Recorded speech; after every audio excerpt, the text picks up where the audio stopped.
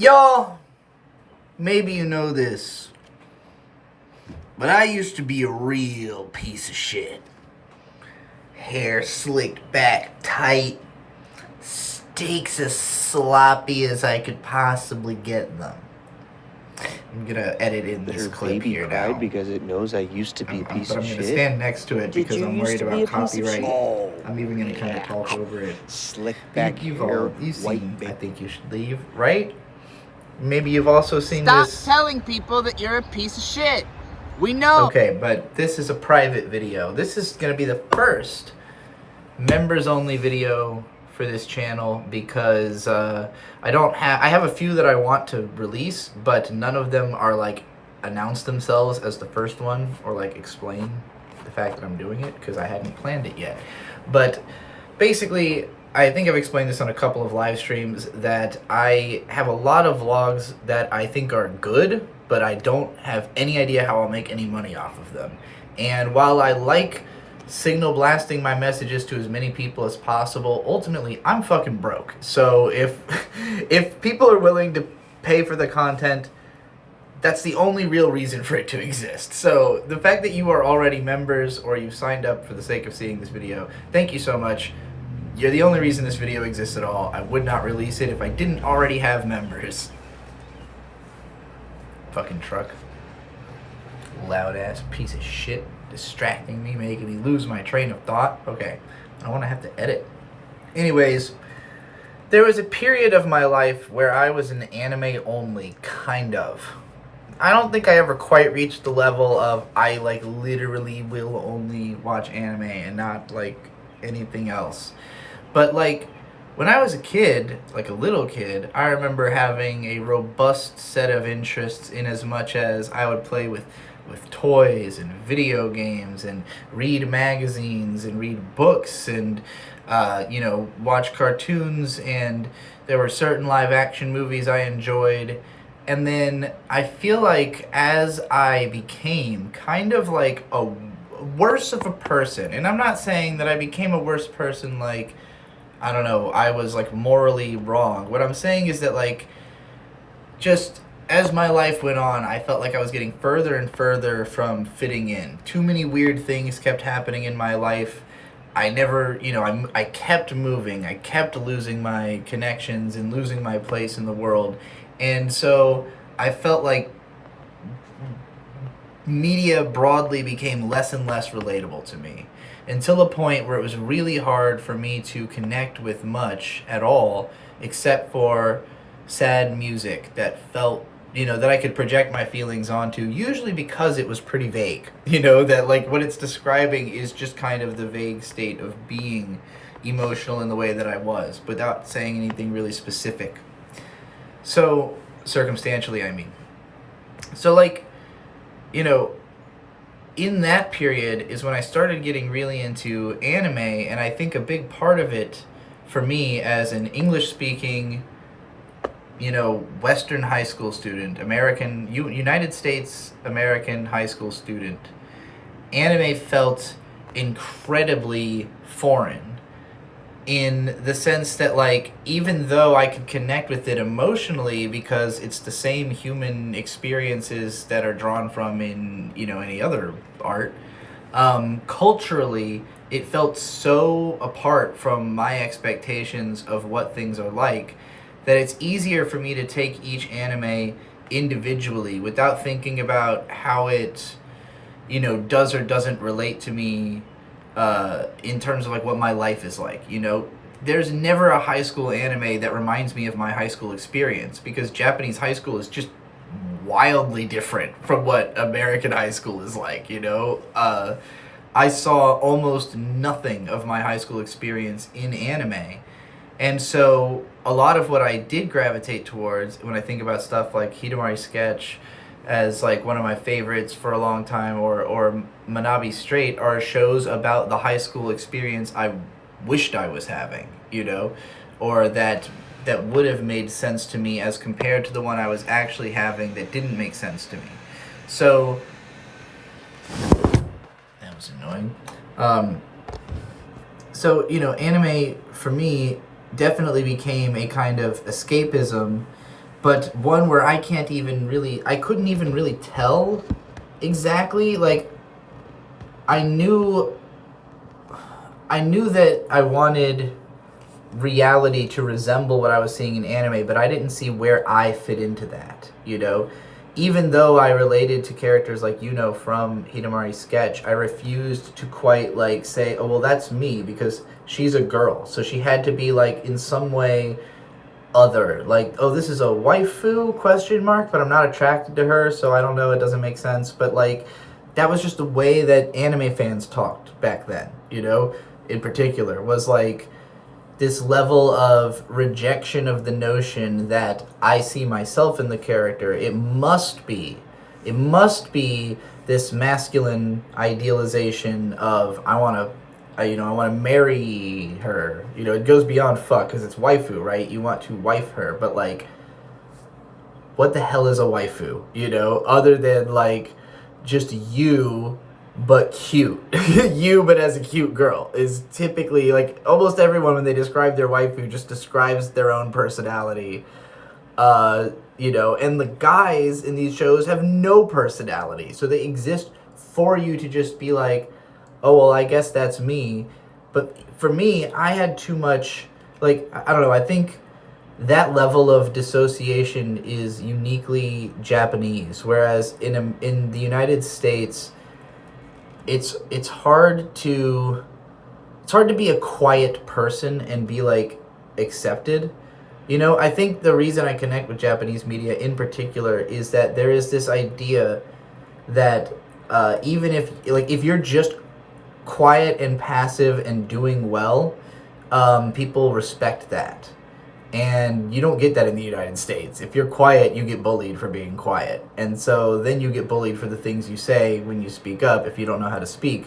So you will, like, American culture, like, exists to bully you into learning how to speak well, be funny, keep it funny, as it were. So Japanese culture does not have that expectation. They're not expecting you to be funny. In fact, they're kind of expecting you to keep your head down and be quiet, and the funny ones feel a little bit more punished, And that can feel the same in the U.S. because you can be too funny and then you get punished that way too. But there's a wide margin of acceptable ranges of personality in the United States that does not seem to be the case in Japan, at least going by their, the average person. Like, there are obviously like really outlier media personalities who are just so individual that nobody can tame them, but there is still definitely a very different approach to being that kind of person that I see out of Japanese media personalities versus American ones, including Canadian ones. In the times when I am the most dissociated, I gravitate towards things that require the least engagement. So if I can put it on and it's just going to show me something I want to see or play sounds I want to hear, and I don't have to interact with it at all, and especially if I don't have to give it my full attention the whole time, and I can just kind of phase in and out of, sometimes the character says something and I start thinking about what they're saying and I stop hearing what they're saying. So, especially before I really understood Japanese well enough to really like parse the voices, I would be reading the subtitles and hearing my own voice in my head, saying the lines, and then I'd think about the lines. So I was very distracted when watching anime, especially in the 2000s, And there came a point where, because of anime blogging and wanting people to read my anime blog, I started trying to get better at understanding anime so I could write about it, so people would read my anime blog, so that I could get attention on the internet. So, I basically learned how to watch anime correctly, to do analysis videos, to get attention on the internet, and from a type of person that I look up to because of the fact that they're so good at understanding and explaining media that I had just been enjoying and not been able to understand why, or that I don't enjoy and can't understand why, even though other people do. So, I came to look up to analytical writers, copy them, create them, develop a culture around that sort of way of thinking that is now so pervasive on the internet is kind of taken for granted, which is nice. It would be nice if that had like somehow monetarily paid off for me, but let's work on it together. We're doing it, gang. We're doing it. Thank you. Now look, there was a time when being an anime only made some kind of sense in a practical way, because like, first of all, anime started coming to the US before manga did. There were tons of shows that came out before their manga counterpart came out. It wasn't always easy to find manga. Sometimes the anime was on television. So obviously you know you're going to get the episodes as long as you tune into the right time, even if you can't afford the DVDs that may or may not come out and may come out on like a weird time frame. And then the manga, you have no idea if, the publishing company's going to fold halfway through fucking publishing it. There were lots of good reasons to keep up with the anime and maybe see the manga as like, I hope I can get around to it one day. Back in the 2000s. But circa the 2010s, all the manga's fucking easily available. You type in read Kagurabachi, you're gonna fucking find it, So, as long as you're not using Google, because, I don't know, what idiot uses Google in 2025?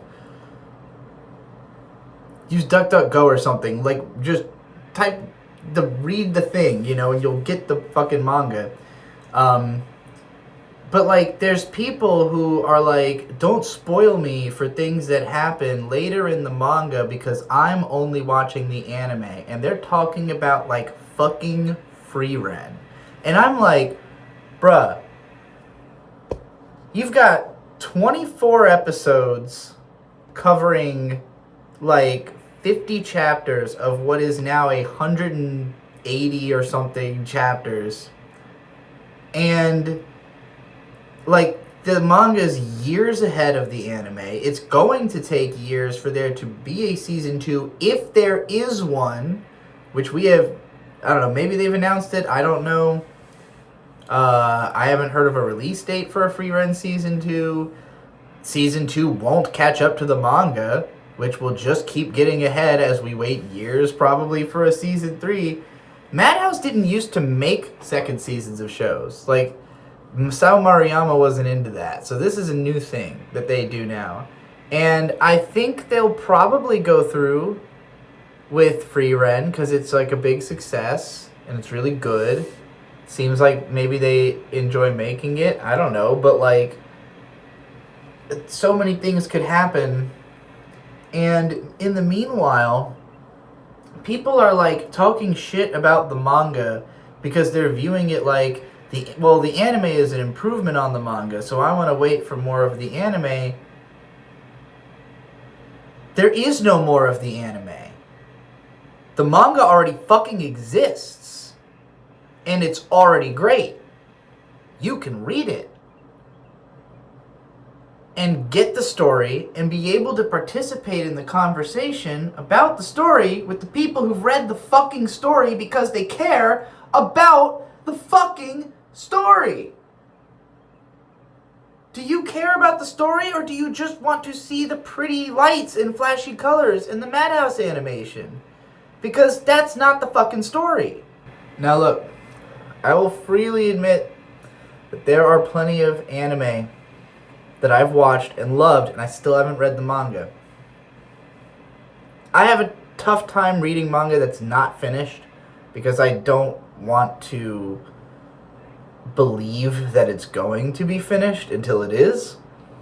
Like, I had no reason to think Berserk would be finished before Miura died, and then he died, and I went, okay, I'll catch up to it now. Like, I haven't yet. There's no rush. It has no ending, but, when One Piece ends, I'll probably read all of One Piece in one go, because then I won't have had to have fucking let it occupy mental space in my brain every week of my fucking life for years when I don't really care about it that much. So, like, there are certain things I could see latching onto to that level. They're all real people, And, like, some of them are artists who I care about their work, but I care about their work because of what it says about them. And I care about them because of what they tell me about myself and my place in the world and how to deal with it, Like, I will always care about Hideaki Anno even if I don't watch his movies. Like, it's about that guy. You know, he already did it. He already did more than enough. Like, I'm sure I'll get to all the movies eventually. He'll probably die before I do, and I'll probably be real fucking weepy about it and, you know, feel guilty about anything I haven't seen and watch it all and talk about it all. That's for the future me to deal with. I'm getting to that age where my heroes are starting to die, and so I'm expecting to become sort of an emotional undertaker for the internet going forward. I think what I'm trying to express here is that I don't necessarily, like, think that, like, watching an anime, loving it, and having a lack of curiosity about, or, you know, just not wanting to read the manga is, like, innately, like, a bad habit. It's fine to just want to watch anime over manga. But it's when you start talking about spoiling future potential anime that doesn't actually exist, you know, in a way that's interrupting discussion of, like, an actual product that does exist. That's where it crosses the line for me into, like, just absurd entitlement. Like, you're asking me to not spoil for you something that may not ever happen. And meanwhile, my discussion is years ahead of that. Where, like, even if I join someone like me who was not reading Free Ren before the anime is already joining a conversation late, you know, where, like, my brother Shade already read those chapters of the anime adapted like a year before they existed, and he was already waiting for the conversation about Free Ren to start because he already knew it was that good. And then the anime started the conversation about it, but this did not lead to a massive number of people catching up on the manga. It led to a bunch of people literally writing off the manga and saying, like, well, the art's not that great. Who fucking cares? The only reason the art in the anime is good is because they knew they had a amazing story on their hands, and that if they went to the nines in adapting it, it would be a massive success. That depends entirely on how good the manga is. There is no anime without the manga. There's nothing good about the anime without the manga. The anime is just an adaptation that had more time and money put into it than what an individual artist can do. It's one artist and probably a couple assistants. You're comparing that to the greatest animation studio of all time, Studio Madhouse, and they had a ton of time to make a season. They've had another ton of time to make a second season that's still going to be years behind, and we have no reason to think that they will keep it going all the way until the manga ends. We don't even know if the manga will end. I was having a conversation with my brother Shade about Free Ren, because, again, he's been reading it since before there was an anime.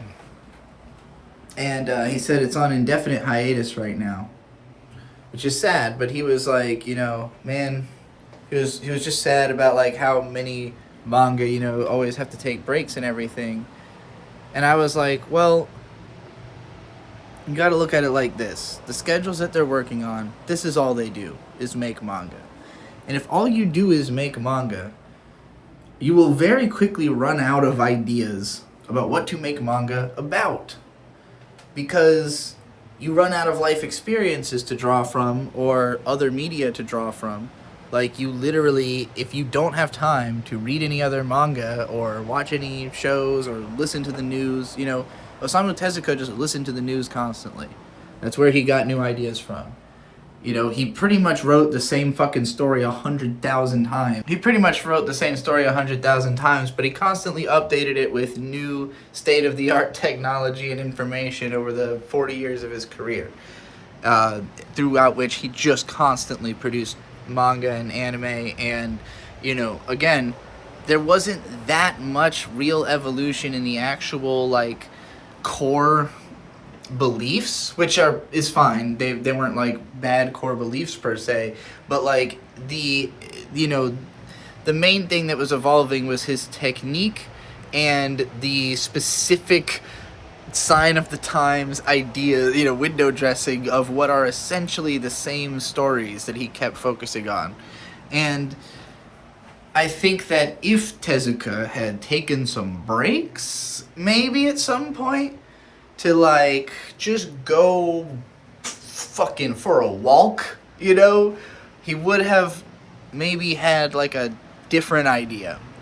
I definitely think Miyazaki has benefited in his old age from between his movies doing like a little bit of something else. I think Spirited Away was the first one where he really got that, where he like, after Mononoke, he was like, I'm gonna fucking stop for a second.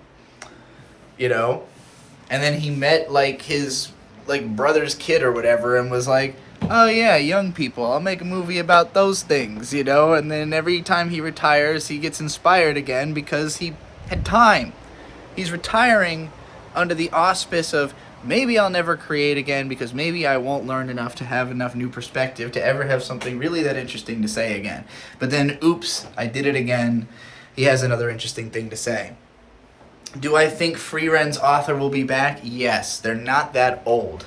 I don't think they're currently in a major health risk. I hope it's not a health thing. I hope it's like I'm fucking out of ideas. Because, frankly, Frieren is so good because it draws on so much perspective.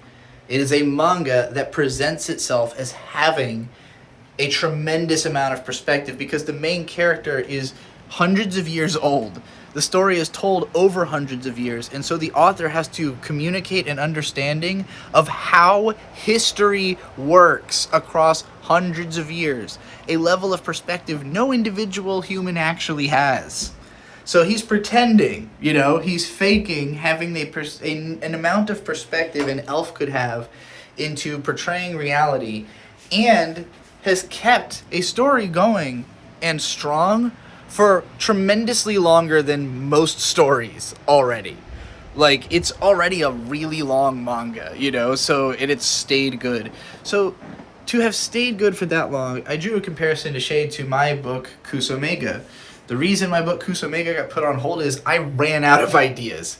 And not ideas for where the story was supposed to go. I knew where the story is supposed to go, but where the story is supposed to go was to introduce a bunch of new characters who all relate to a central concept of teaching, like basically through all of these characters, would Takuma and Gil learn how to express love through, like, because neither one of them understands it all the way, basically. Like, they're both trying to understand love so that they can unlock an ultimate magic that neither one of them understands for different reasons. And so the book is supposed to be about the two of them literally remembering love through meeting like 16 other people, that are all named earlier in the book, but I didn't have actual personalities planned for them yet. So I had to go out into the world and meet people, and now I feel like I could write that. I'm not ready to yet, but like, it literally required me to know more people and understand love better myself, or else how the fuck am I going to write about it? How am I going to write about understanding a thing I don't understand? So, to me, like, what makes Frieren good is my respect for the author being able to present so much perspective into the work.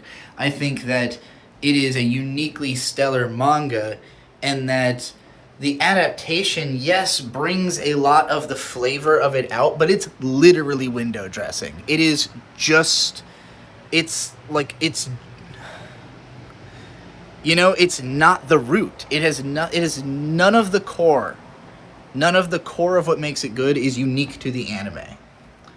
So if you feel you need that in order to engage with the story, It just means that you can't engage with someone's perspective unless it is made as fucking casino-like, flashy, fucking, and appealing to you as possible. And that means you have an addiction.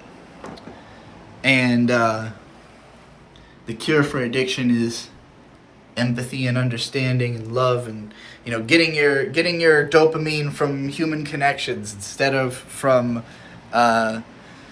stuff that feels like gambling. I'm not saying that a parasocial connection such as that you have with a manga author is like the healthiest one, but I definitely think it's healthier than waiting for the fucking anime that might never exist. That seems crazy to me. Alright, I'm almost filled up my phone and I'm kind of out of steam. So that's the end of this. Thank you everyone for being a member. Tell everybody to be a member. I guess you can go touch your member now.